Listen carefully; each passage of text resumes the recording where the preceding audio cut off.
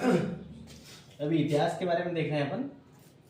जो इतिहास नाम का जो शब्द होता है, इतिहास, ये दो शब्दों से मिलकर बना होता है, इति धन हास। इति का मतलब ऐसा निश्चित रूप से, और हास मतलब हुआ है, यानी ऐसा निश्चित रूप से हुआ है। कुछ चीजें मतलब बीती हुई जो घटना होती हैं अतीत में, वो निश्चित रूप से हुई हैं।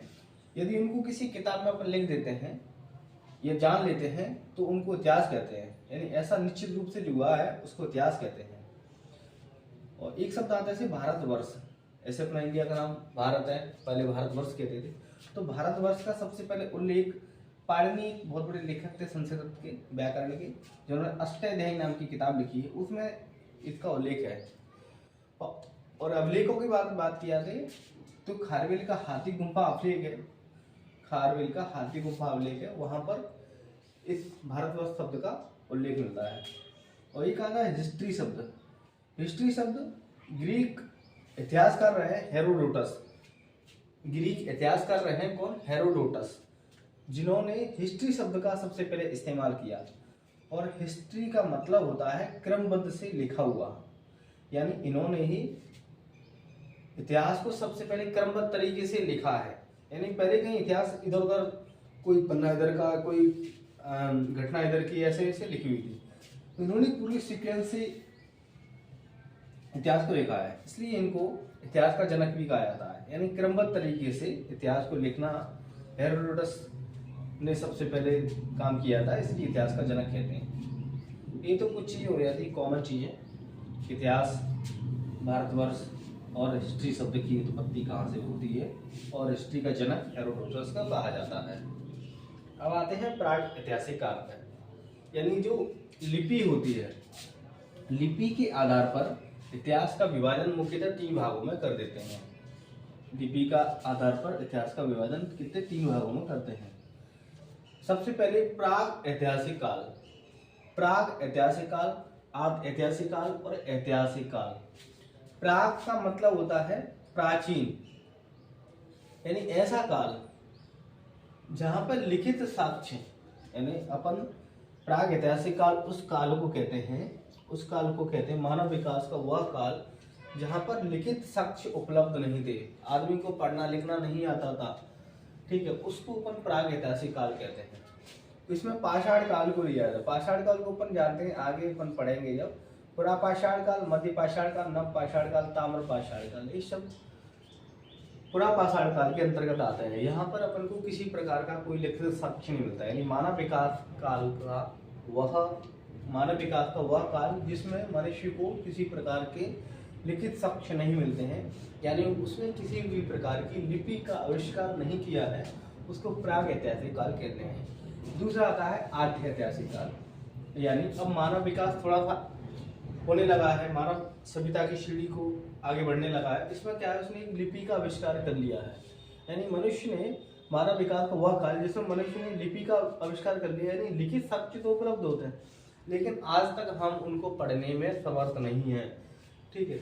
इसके लिए अपन सिंधु सभ्यता के बारे में डिस्कस करते हैं। सिंधु सभ्यता की जो लिपि है आज तक अपन उसको पढ़ नहीं पाए हैं, ठीक है। लिपि तो उपलब्ध है लेकिन पढ़ नहीं पाए हैं, इसलिए इसको आद ऐतिहासिक कहते हैं। तीसरे नंबर पर आता है ऐतिहासिक काल, यानी लिखित साक्ष्य भी उपलब्ध है। मानव विकास का वह काल जिसमें लिखित साक्ष्य भी उपलब्ध है और उसको पढ़ा भी जा सकता है, उसको ऐतिहासिक काल कहते हैं। ये मुख्यतः 6वीं ईसा पूर्व शताब्दी से लगा करके अभी वर्तमान आधुनिक काल तक जो इतिहास अपने लिखा हुआ है उसको ऐतिहासिक काल की कैटेगरी में डालते हैं। देखो दोबारा देखते हैं, प्राग ऐतिहासिक, आद्य ऐतिहासिक और ऐतिहासिक काल। प्राग ऐतिहासिक काल उस काल को कहते हैं जहां पर मनुष्य ने किसी प्रकार की लिपि का आविष्कार नहीं किया था, लिपि जानता ही, पढ़ना लिखना जानता ही नहीं था, ठीक है। उसमें प्रापाषाण, मध्य पाषाण, नव पाषाण काल, ताम्र पाषाण काल को गिनते हैं।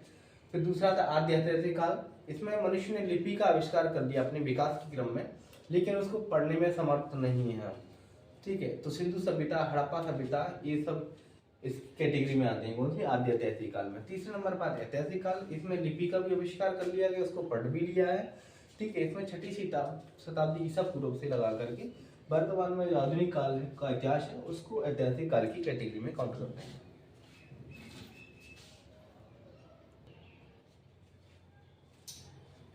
भारतीय पुरातत्व सर्वेक्षण, आर्कियोलॉजिकल सर्वे ऑफ इंडिया, इसको शॉर्टकट में क्या कहते हैं, ASI, archaeological survey of India.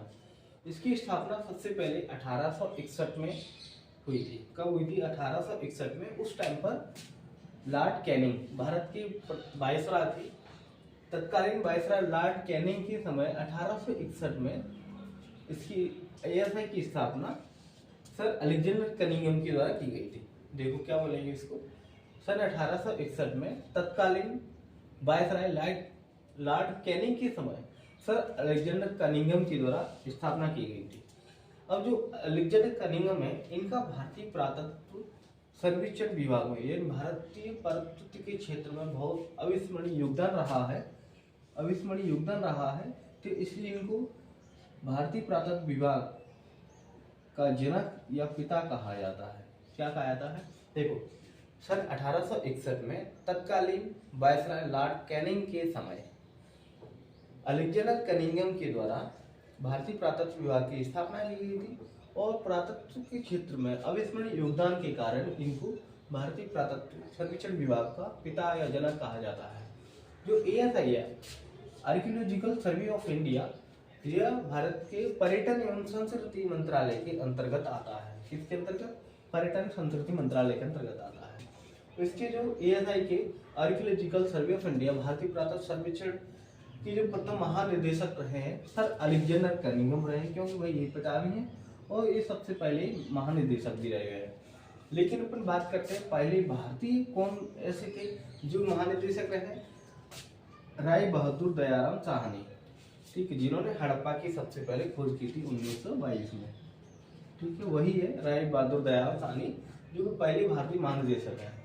और ASI की स्थापना का श्रेय किसको? ASI की स्थापना लॉर्ड कर्जन को दिया जाता है। 1904 के टाइम पर इन्होंने कोई एक्ट बनाया था, जिसके कारण इनको श्रेय दिया जाता है।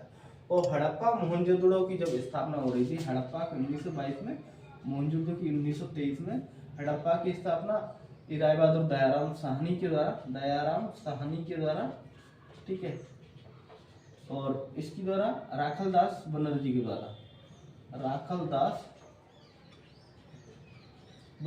द्वारा जब इनकी स्थापना हुई थी, तब ASI के महानिदेशक सर जॉन मार्शल थे। कौन? सर जॉन मार्शल थे। देखो, सबसे पहले भारतीय पुरातत्व विभाग की स्थापना भारतीय पुरातत्व सर्वेक्षण आर्कियोलॉजिकल सर्वे ऑफ इंडिया 1861 में तत्कालीन वायसराय लॉर्ड कैनिंग के समय अलेक्जेंडर कनिंघम के द्वारा इनकी स्थापना हुई थी। और इनको अविस्मरणीय योगदान के लिए पुरातत्व के क्षेत्र में अलेक्जेंडर कनिंघम को इसका पिता कहा जाता है। ASI पर्यटन संस्कृति मंत्रालय के अंतर्गत आता है। ASI के प्रथम महानिदेशक कौन है? सर अलेक्जेंडर कनिंघम रहे और प्रथम भारतीय राय बहादुर दयाराम साहनी रहे। इसलिए इसको कर्जन को दिया जाता है। हड़प्पा मोहनजोदड़ो के समय इसका महानिदेशक सर जॉन मार्शल थे।